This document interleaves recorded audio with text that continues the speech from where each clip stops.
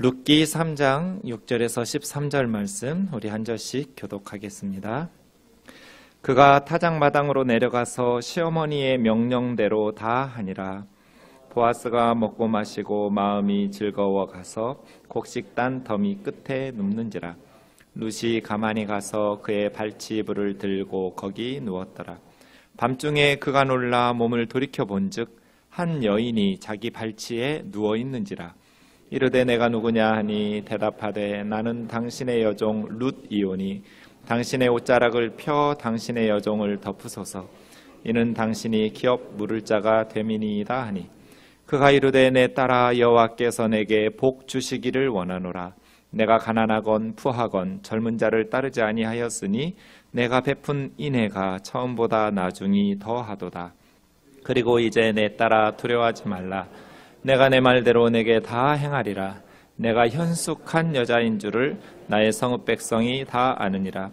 참으로 나는 기업을 물을 자이나 기업 물을 자로서 나보다 더 가까운 사람이 있으니 이 밤에 여기서 머무르라. 아침에 그가 기업 물을 자의 책임을 내게 이행하려 하면 좋으니 그가 그 기업 물을 자의 책임을 행할 것이니라. 만일 그가 기업 물을 자의 책임을 내게 이행하기를 기뻐하지 아니하면 여호와께서 살아계심을 두고 맹세하노니 내가 기업 물을 자의 책임을 내게 이행하리라. 아침까지 누워 있을지니라 하는지라. 아멘. 유년부에서 사역하시는 유연아 전도사님 말씀 전해 주시겠습니다.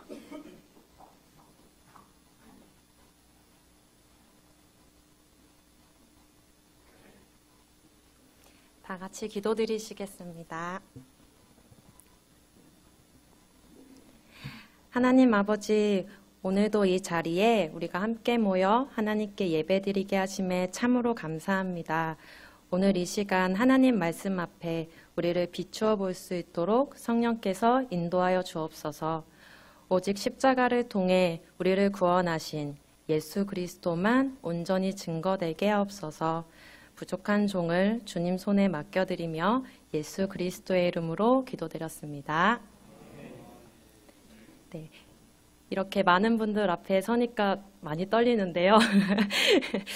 제가 이렇게 부담스러워하니까 어떤 한 분께서 전도사님 성령께서 일하실 거니까 걱정하지 마세요. 이렇게 힘을 주셨어요. 그 말씀에 의지하여서 오늘 준비한 말씀 전달드릴 때 각 성도 여러분들께 하나님의 은혜가 있기를 진심으로 소망합니다.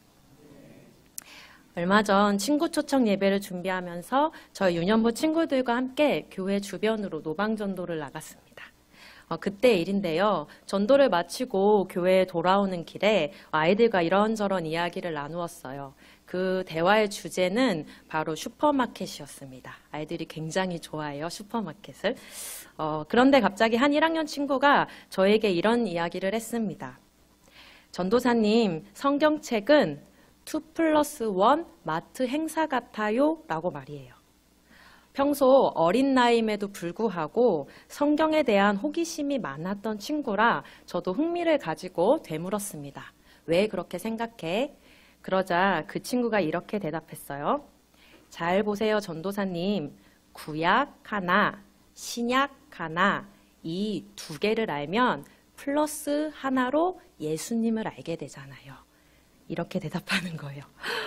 열심히 손가락을 써가면서 이야기하는 친구의 말을 듣고 굉장히 사랑스럽고 예쁨과 동시에 너무나도 놀랐습니다.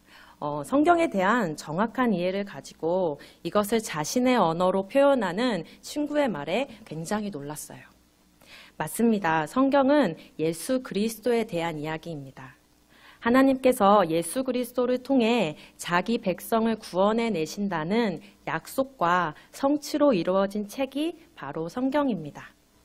이 책을 우리가 보통 책을 읽을 땐 저자의 집필 목적에 따라 책을 읽어야 그 책의 내용을 가장 정확하게 파악할 수 있습니다. 성경도 마찬가지입니다. 성경의 원저자이신 하나님의 집필 목적에 따라 성경을 읽어야 우리가 성경에 기록된 수많은 사건과 메시지에 대하여 예수 그리스도를 발견할 수 있습니다. 그렇지 않으면 성경의 원래 목적과는 다르게 성경을 자기가 보고 싶은 대로 또는 자기가 읽고 싶은 대로 해석하는 잘못을 범할 수 있어요. 예를 들어서 설명해 보겠습니다. 우리가 오늘 살펴볼 말씀은 룻기입니다. 룻기는 구약 성경이죠. 구약 성경을 읽으면서 우리가 흔히 범하는 잘못으로 구약 성경에 등장하는 어떤 인물의 장점을 보고 그 인물의 됨됨이를 본받고 또 따라야 한다라는 이해를 하는 경우가 있습니다. 그리고 본문 말씀의 초점이 그 인물에게 맞춰지면서 말씀의 원래 목적과는 다르게 도덕이나 윤리적인 가르침 또는 삶을 살아가는 처세술이나 요령 등을 배우는 것으로 말씀을 잘못 오역하고 적용하는 경우가 있습니다. 하지만 하나님께서 성경을 통해 우리들에게 하시고자 하시는 말씀은 이런 것이 아닙니다. 성경에 기록된 모든 역사는 하나님의 자기 계시를 담고 있다고 말하고 있습니다. 하나님의 자기 계시란 하나님께서 친히 인간인 우리들에게 자기를 나타내 보이시는 것이라고 이해하시면 되겠습니다. 그리고 이 하나님의 자기 계시의 목적이 바로 하나님의 독생자 아들 예수 그리스도를 증거하는 것입니다. 다 같이 요한복음 5장 39절을 읽겠습니다. 시작. 너희가 성경에서 영생을 얻는 줄 생각하고 성경을 연구하거니와 이 성경이 곧 내게 대하여 증언하는 것이니라. 그러므로 우리는 하나님께서 성경의 인물들과 또 역사를 통하여 하나님 자신과 자신의 뜻을 어떻게 보여주시는지 그리고 결국엔 예수 그리스도를 어떻게 나타내 보이시는지를 잘 따라가 살펴보아야 합니다. 그래서 오늘 이 시간 하나님께서 룻기 말씀을 통해 예수님에 관하여 우리 사랑하는 생동교회 성도 여러분께 어떻게 이야기하고 계시는지 잘 발견해 보시는 시간이 되셨으면 좋겠습니다. 여러분 드라마 좋아하시죠? 요즘은 어떤 드라마가 인기 있을까요? 제가 듣기론 동백꽃 필 무렵이라는 드라마가 요즘 가장 인기가 많더라고요. 그래서 사람들의 많은 사랑을 받고 얼마 전에 종영했다라는 이야기를 들었습니다. 제가 요즘 너무 바쁜 탓에 드라마를 잘 챙겨보지 못하기도 하지만 사실 드라마가 종영되었기를 기다렸다가 이렇게 한 번에 몰아보는 것도 사실 굉장히 좋아합니다. 그래서 동백꽃 필 무렵이 이제 끝났다고 하니까 오늘 또 설교도 마쳐지니까 이제 한 번에 다운받아서 볼 생각에 약간 설레기도 해요. 제가 최근에 봤던 드라마로는 멜로가 체질이라는 드라마가 있습니다. 주변에서 많은 분들이 적극 추천을 했던 드라마라 어느 정도 기대를 하고 보았는데요. 역시나 너무 재미있었습니다. 드라마를 다 보고 나서 와, 한 편에 1시간씩이나 하는 드라마를 몇 편이나 보았는데도 전혀 지루하지가 않은 거예요. 그리고 사람과 사람 사이의 사랑에 관하여 이렇게 쉽고 재미있게 이야기하는 작가가 대단해 보였습니다. 그래서 우리를 향한 하나님의 사랑도 이렇게 쉽고 재미있게 표현한 성경은 없을까라는 생각을 하게 되었어요.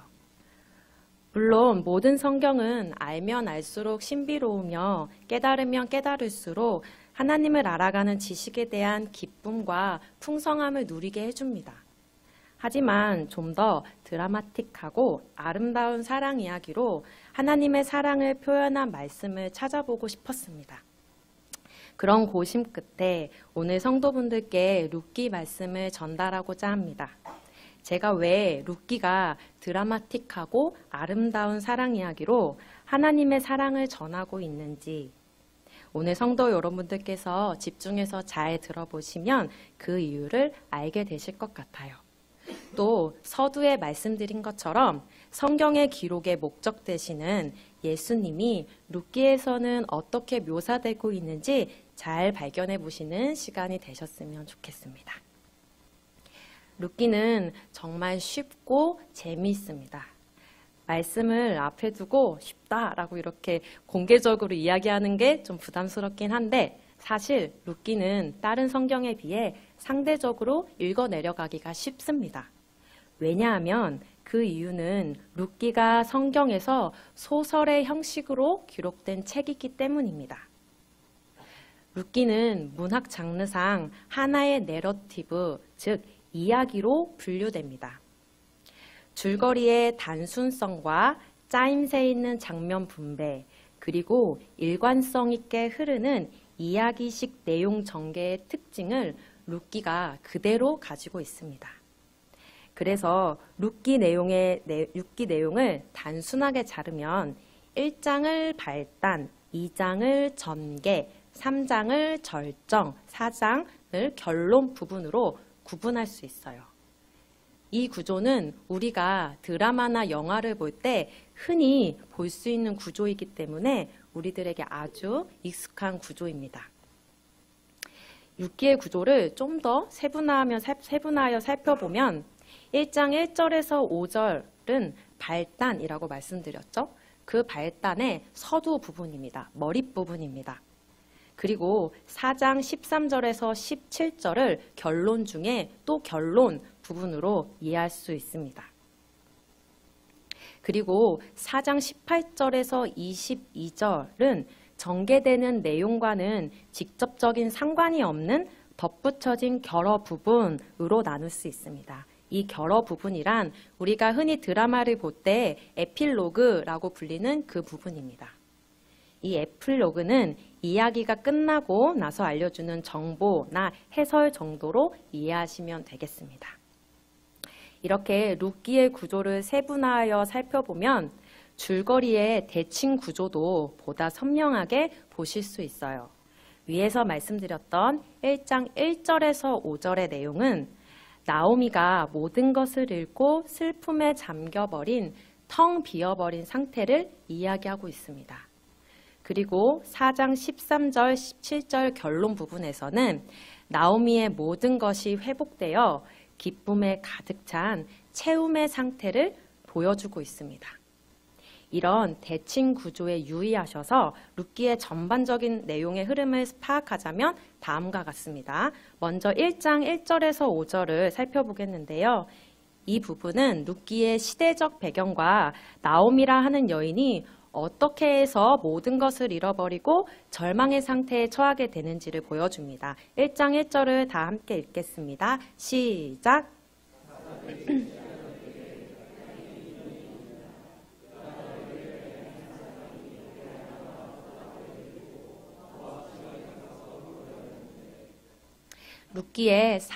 룻기의 시대적 배경은 사사시대입니다. 한마디로 사람마다 자기의 소견에 오른 대로 행동하는 시대입니다. 절대적인 진리인 그리고 절대적인 기준인 하나님의 법은 무시하고 각자가 죄악된 본성에 따라 살아가는 도덕적으로도 영적으로도 타락한 시대였어요. 그리고 베들레헴이란 집과 떡의 합성어입니다. 그래서 베들레헴을 번역하면 떡집이에요. 그런데 이 베들레헴에 흉년이 들었습니다. 떡집에 떡이 뚝 떨어지고 만 거예요. 약속의 땅 이스라엘에 흉년이 들었다라는 것은 하나님의 언약을 배반하였기 때문에 일어나는 결과입니다. 그중 엘리멜렉이라는 사람이 흉년을 피해 약속의 땅 베들레헴을 떠나 아내 나오미와 2명의 아들을 데리고 이방 땅 모압 땅으로 이주합니다. 그러나 모압 땅에서 엘리멜렉은 힘없이 죽어버리고 맙니다. 그러자 나오미는 2 아들을 모압 여자들과 혼인시킵니다. 아마 나오미는 이방 땅에서 남편을 잃자 하루빨리 아들들을 혼인시켜 자손을 낳아 그 대가 끊어지지 않게 하기 위함이었을 거예요. 그러나 안타깝게도 얼마 지나지 않아 2 아들마저 죽어버리고 맙니다. 결국 나오미는 남편을 따라 흉년을 피해 먼 이방 땅으로 이주했고 2 아들을 이방 모압 여자들과 혼인시키면서까지 잘 살아보기 위해 자신의 생각에 옳은 대로 갖은 방법들을 다 써보았지만 오히려 사랑하는 남편 그리고 두 아들을 모두 잃어버리고 과부가 된 두 며느리들과만 남게 되었습니다. 이 당시 나오미가 살아가던 시대는 남성 중심적 사회였으므로 여성은 남편과 아들들을 통해 생존과 보호를 받을 수 있었습니다. 하지만 남편과 아들들을 다 잃어버린 나오미는 이제 자신의 생존을 책임져주고 또 자신을 보호해줄 리 하나 없는 절망의 상태에 빠져버린 거예요. 그러던 어느 날 이스라엘의 기근이 끝났다라는 소식을 듣고 두 며느리와 기왕하던 중 나오미는 젊은 며느리들에게 자신들의 고향으로 돌아가 새 삶을 살 것을 이야기합니다. 결국 두 며느리 중 오르바는 고향으로 떠나게 되었습니다. 하지만 룻은 나오미의 갖은 만류에도 불구하고 끝까지 시어머니를 따르겠다며 나오미의 고향 베들레헴까지 함께 돌아오게 됩니다. 그리고 나오미는 이제 사람들에게 자신을 나오미가 아니라 마라로 불러달라고 요청합니다. 원래 이름이었던 나오미는 사랑받는 여인, 하나님은 사랑이 많으시다. 또한 희락, 기쁨이라는 뜻입니다. 반대로 마라는 괴로움 또는 쓴물이라는 뜻입니다. 나오미는 지금 자신의 원래 이름과는 전혀 어울리지 않는 오히려 정반대되는 상황에 처하자 자신을 사람들에게 마라로 불러달라고 요청하고 있는 것입니다. 여기까지가 자신의 소견에 옳은 대로 약속의 땅 이스라엘을 떠나 모압으로 이주했지만 그곳에서 철저하게 모든 것을 잃고 텅 비어버린 나오미에 대한 이야기였습니다. 그런데 여기서 주목해야 할 것은 바로 룻입니다. 룻은 이렇게 더 이상 희망이라곤 찾아볼 수 없는 시어머니 나오미를 왜 따라 나선 것일까요? 다 같이 1장 14절에서 17절을 함께 읽겠습니다. 시작! 그들이 소리를 높여 다시 울더니 오르바는 그의 시어머니에게 입 맞추되 룻은 그를 붙쫓았더라. 나오미가 또 이르되 보라 내 동서는 그의 백성과 그의 신들에게로 돌아가나니 너도 너의 동서를 따라 돌아가라 하니 룻이 이르되 내게 어머니를 떠나며 어머니를 따르지 말라 돌아가라 강건하지 마옵소서. 어머니께서 가시는 곳에 나도 가고 어머니께서 머무시는 곳에서 나도 머물겠나이다. 어머니의 백성이 나의 백성이 되고 어머니의 하나님이 나의 하나님이 되시리니 어머니께서 죽으시는 곳에서 나도 죽어 거기 묻힐 것이라. 죽는 일 외에 어머니를 떠나면 여호와께서 내게 벌을 내리시고 더 내리시기를 원하나이다 하는지라. 룻은 이제 아무것도 남겨져 있지 않아 함께하면 자신의 인생도 보장받을 수 없는 나오미를 따라 나섰습니다. 그리고 그 이유는 시어머니 나오미를 통해 살아계신 하나님을 보았기 때문입니다. 14절에 룻이 어머니를 붙쫓았더라 라는 이 표현은 탈굼 역본이라는 곳에서 룻이 개종했다 라고까지 번역하고 있습니다. 그럼 이제 나오미를 따라 베들레헴에 도착한 이방 여인 룻에게는 앞으로 어떤 일이 벌어질까요? 다 같이 2장을 살펴보도록 할게요. 이제 이야기의 무대가 모압에서 이스라엘 베들레헴으로 옮겨졌습니다. 2장 첫 절은 다음과 같습니다. 다 함께 읽겠습니다. 시작! 나오미의 남편 엘리멜렉의 친족으로 유력한 자가 있으니 그의 이름은 보아스더라. 2장은 첫 절부터 보아스라고 하는 남자가 등장합니다. 보아스라는 이름의 뜻은 많은 번역본에서 보아스를 보즈라고 번역하였는데 이것을 다시 히브리어로 번역하면 보오즈입니다. 이 보오즈의 뜻은 그 안에 힘이 있다라는 의미를 가지고 있습니다. 2장에서는 이름에서부터 힘이 있는 사람 보아스를 소개하고 있습니다. 그래서 나오미의 고달픈 삶이 기록되었던 1장과는 아주 대조되는 분위기를 보여주고 있어요. 다 같이 3절을 읽어보도록 하겠습니다. 시작. 룻이 가서 베는 자를 따라 밭에서 이삭을 줍는데 우연히 엘리멜렉의 친족 보아스에게 속한 밭에 이르렀더라. 룻이 추수하는 일꾼들을 따라 이삭을 주었는데 우연히 보아스의 밭에 이르게 됩니다. 본문은 이 사건을 우연이라고 표현하고 있습니다.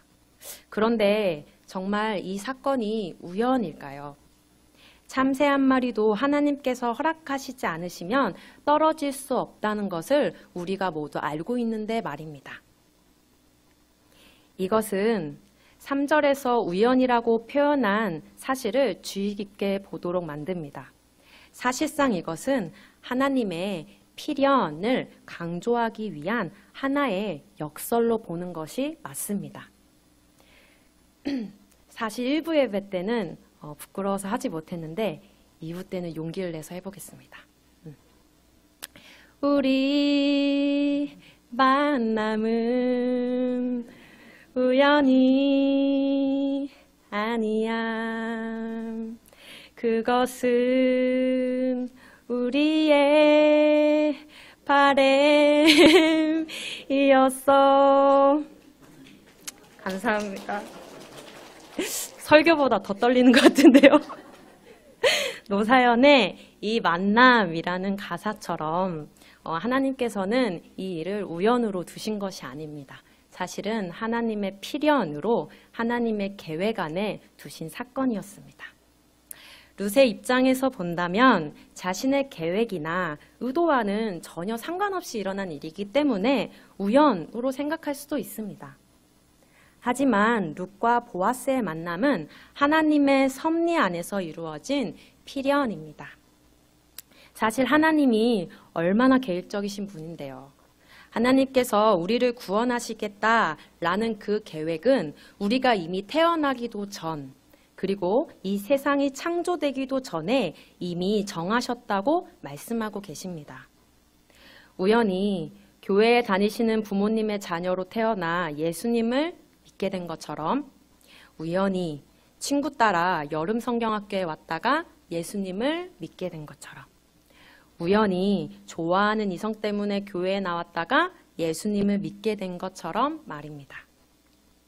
우리 눈에는 우연이지만 하나님은 이미 예전부터 계획하시고 그 계획을 실행하고 계신 거예요. 이처럼 하나님께서 창조하시고 주관하시는 이 세상에서 우연이라는 것은 결코 있을 수가 없습니다. 하나님의 눈으로 보기엔 아무런 원인도 없이 그야말로 우리들의 눈으로 보기엔 아무런 원인도 없이 그야말로 우연히 일어나는 것처럼 보이는 일들도 사실은 하나님의 오묘하신 계획에 따라 일어나는 것입니다. 그래서 우연이란 바로 하나님의 오묘하신 섭리를 인간의 입장에서 다르게 부르는 것이라고도 말할 수 있겠습니다. 4절에서부터는 추수하는 밭에 보아스가 등장합니다. 그리고 이삭을 줍는 룻을 발견하게 되는데요. 그런데 이 보아스는 룻에게 딸이라고 부르면서 다른 밭으로 가지 말고 내 소녀들과 함께 내 밭에서 이삭을 주우라라고 말합니다. 또한 추수하는 소년들에게 명령하여 룻을 건드리지 못하게 하였고 목이 마르면 길어놓은 물을 마실 수 있도록 호의도 베풀어 주었습니다. 이런 보아스의 호의에 룻은 엎드려 절하면서 이방 여인인 자신에게 어찌 이런 은혜를 베푸느냐라고 묻자 보아스는 룻이 그동안 행동한 것들에 대해 들었다라고 말하며 여호와께서 내가 행한 일에 보답하시기를 원한다. 그리고 그의 날개 아래 보호를 받으며 온전히 너에게 하나님의 상을 주시기를 원한다 라고 축복합니다. 그리고 룻을 식사의 자리에까지 초대하며 떡을 먹게 하고 볶은 곡식을 주기도 합니다. 또한 자기 밑에서 일하는 소년들에게 곡식단에서 이삭을 조금씩 뽑아버리게 하여서 룻이 더 많은 이삭을 줍도록 계속해서 자비를 베풀어 줍니다. 집으로 돌아온 룻은 보아스의 이런 호의에 대해 나오미에게 이야기합니다. 그러자 나오미는 룻에게 보아스는 우리의 기업 물을 자 중에 한 사람이라는 아주 의미심장한 말을 남기는데요. 여기서 기업 물을 자란 무엇일까요? 기업 물을 자는 히브리어로 고엘입니다. 고엘은 구속하다, 친족으로서 행동하다, 몸값을 치르고 되찾다라는 의미의 까알을 현재 능동 분사로 구속자, 친척으로서 잃어버린 것을 되찾아주는 자라는 의미를 가지고 있습니다. 히브리인에게 있어서 고엘 제도는 친족들 사이에 지켜야 할 권리인 동시에 의무였습니다. 고엘은 첫째, 친족의 재산을 회복하거나 유지하는 책임, 둘째, 가난 때문에 몸이 팔린 친족을 속량하는 책임, 셋째, 피해 보수자 역할을 담당해야 했습니다. 그리고 마지막으로 형제가 자식 없이 죽었을 경우 가까운 형제 순으로 계대 결혼을 하여 죽은 자의 이름을 존속시키는 것이 바로 기업 물을 자의 책임이었습니다. 이 기업 물을 자로 나오미는 보아스를 지목합니다. 그렇다면 앞으로 나오미와 롯 그리고 보아스에게는 어떤 일이 일어날까요?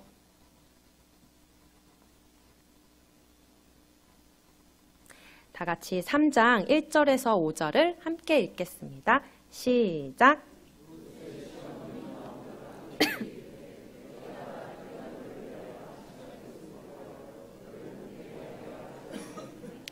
내가 함께하던 하녀들을 둔 보아스는 우리의 친족이 아니냐. 보라, 그가 오늘 밤에 타작마당에서 보리를 까불리라. 그런즉 너는 목욕하고 기름을 바르고 의복을 입고 타작마당에 내려가서 그 사람이 먹고 마시기를 다하기까지 그에게 보이지 말고 그가 누울 때 너는 그가 눕는 곳을 알았다가 들어가서 그의 발치 이불을 들고 거기 누우라. 그가 내 할 일을 내게 알게 하리라 하니 룻이 시어머니에게 이르되 어머니의 말씀대로 내가 다 행하리이다 하니라. 나오미는 이제 사랑하는 며느리 룻에게 안식할 곳을 구하여 주기로 결심했습니다. 그리고 그 안식할 곳으로 기업 물을 자 보아스를 선택했습니다. 그리고 이 결심이 이루어지기 위해 나오미는 아주 치밀한 계획을 세웠어요. 타작마당에서 보리를 까불리는 날짜까지 알아내어 그 날을 D-Day로 정합니다. 그리고 룻에게 보아스가 눕는 곳을 보아두었다가 그가 잠들면 그에게로 가서 누울 것을 명령합니다. 나오미의 이런 명령을 듣고 룻은 어땠을까요? 아마 룻은 인생에서 가장 긴장되고 위험한 위기의 순간에 처했을지도 모르겠습니다. 여인이 밤에 몰래 타작마당으로 숨어 들어간다는 것만 해도 사람들의 오해를 살 소지가 많은데 더구나 보아스가 룻의 행동을 받아들여주지 않는다면 룻은 굉장히 난처한 상황에 처하게 될 것입니다. 그러나 룻은 이런 모든 위험과 오해의 가능성을 무릅쓰고 나오미의 말에 따르겠다라고 이야기합니다.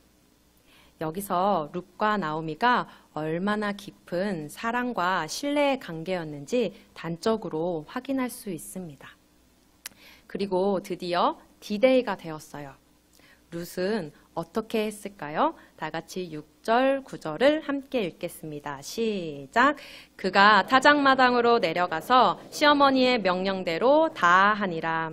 보아스가 먹고 마시고 마음이 즐거워 가서 곡식단 더미의 끝에 눕는지라. 룻이 가만히 가서 그의 발치 이불을 들고 거기 누웠더라. 밤중에 그가 놀라 몸을 돌이켜 본즉 한 여인이 자기 발치에 누워 있는지라. 이르되 내가 누구냐 하니 대답하되 나는 당신의 여종 룻이오니 당신의 옷자락을 펴 당신의 여종을 덮으소서. 이는 당신이 기업 물을 자가 됨이니이다 하니. 룻은 정말 시어머니 나오미의 명령대로 모든 것을 행했습니다. 그리고 7절에서부터 어떤 일이 있었는지 구체적으로 나오는데요. 룻은 자신이 누구인지를 묻는 보아스에게 나는 당신의 여종 루시오니 당신의 옷자락으로 나를 덮으소서라고 대답하였습니다. 여기서 옷자락으로 덮는다라는 것은 곧 어떤 대상을 귀속시킨다라는 의미입니다. 따라서 룻이 보아스에게 옷자락으로 자신을 덮어달라라고 한 것은 곧 자신과 혼인하여 달라고 요청한 것으로서 일종의 프로포즈를 한 거예요. 그렇다면 룻은 왜 이처럼 적극적으로 보아스에게 자신과 결혼해 줄 것을 요청한 것일까요? 그 이유는 바로 오직 기업물을 짜 보아스만이 룻에게 새로운 생명, 곧 자녀를 얻어 본 남편의 가문에 대를 잇고 그 가문을 영원히 지속시킬 수 있는 유일한 방법이었기 때문입니다.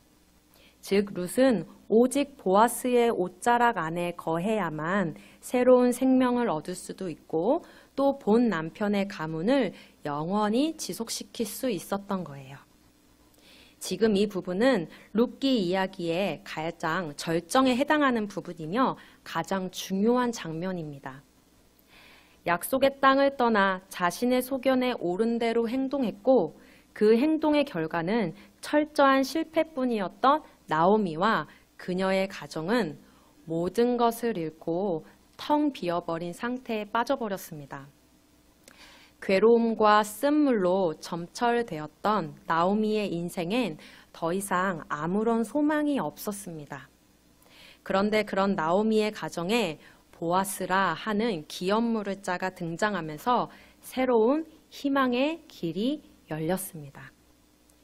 지금까지 성경의 주인공은 예수님이라는 사실을 인지하시면서 말씀을 들으셨다면 룻이 왜 이렇게까지 하는지 그리고 기업물을 짜 보아스가 누구를 묘사하고 있는지 발견하셨으리라 생각됩니다. 이것은 오늘날 저와 여러분의 모습이기도 합니다. 나의 뜻대로 또 내 생각대로 내가 왕이 되어서 하나님을 떠나 사는 삶의 결과는 철저한 실패뿐입니다. 모든 실패를 하고 나서 그때서야 약속의 땅에 기근이 끝났다라는 소식을 듣고 실패자의 모습으로 고향에 돌아오는 탕자의 모습으로 되돌아오는 나오미의 모습이 바로 저와 여러분인 것입니다. 그런 우리에게 기업물을 자를 보내셔서 그에게 기업물을 자의 의무를 당당히 요구할 수 있도록 우리를 인도하시는 하나님, 그리고 기업물을 자로 오신 예수님에 대해 우리는 깊이 생각해 보아야 합니다. 모든 성도는 예수 그리스도를 기업물을 자로 가진 사람들입니다. 즉 우리들은 성도의 기업물을 자인 예수 그리스도의 옷자락 안에 거할 때만 비로소 새로운 생명을 얻을 수 있는 것이죠. 그의 옷자락으로 나를 덮는다라는 것은 나의 수치, 나의 실패, 나의 죄를 덮어주시는 예수 그리스도의 의의 옷을 입는 것입니다. 그래서 성도는 예수 그리스도와의 연합, 즉 혼인으로 말미암아 새 삶을 살아갈 수 있는 사람들입니다. 룻에게는 한없이 자비로웠고 필요한 것과 부족한 것을 풍족히 채워주던 그 기업물을 짜 보아스가 바로 성도의 기업물을 짜 예수 그리스도의 모습인 것입니다. 하나님께서는 이 룻과 보아스의 이야기를 통해 성도와 예수 그리스도에 관한 이야기를 하고 싶으신 거예요. 그렇다면 룻의 청혼에 대한 보아스의 대답은 무엇이었을까요? 다음 10절, 11절을 함께 읽겠습니다. 시작. 그가 이르되 내 딸아 여호와께서 내게 복 주시기를 원하노라. 내가 가난하건 부하건 젊은 자를 따르지 아니하였으니 내가 베푼 인애가 처음보다 나중이 더하도다. 그리고 이제 내 딸아 두려워하지 말라. 내가 내 말대로 내게 다 행하리라. 내가 현숙한 여자인 줄을 나의 성읍 백성이 다 아느니라. 보아스는 위협을 무릅쓰고 청혼한 룻을 안심시키며 청혼을 받아들여 기업 물을 자의 의무를 다 하겠다라는 약속을 하고 있습니다. 여기서 행하리라는 이 표현은 강력한 의지를 나타내는 표현으로 내가 반드시 행하겠다라는 확약의 의미입니다. 그런데 룻과 보아스의 결혼에는 또 한 가지 문제가 있었습니다. 바로 보아스보다 더 가까운 친족으로 기업 물을 의무가 있던 사람이 있었어요. 다 같이 12절에서 15절을 함께 읽겠습니다. 시작.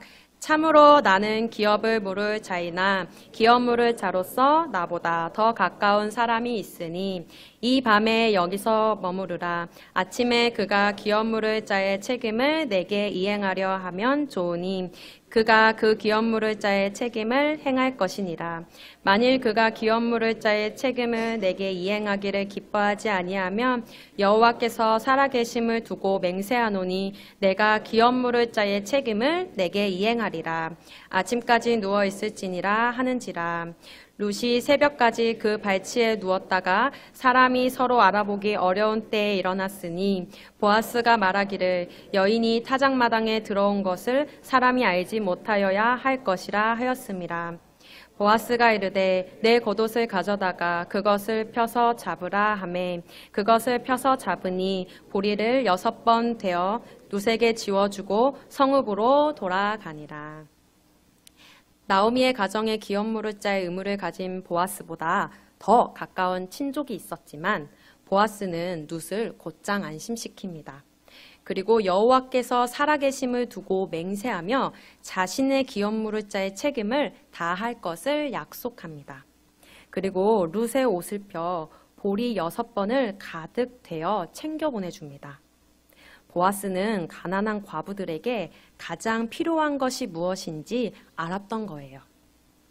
이처럼 본문은 보아스의 자비를 끊임없이 또 의도적으로 보여주고 있습니다.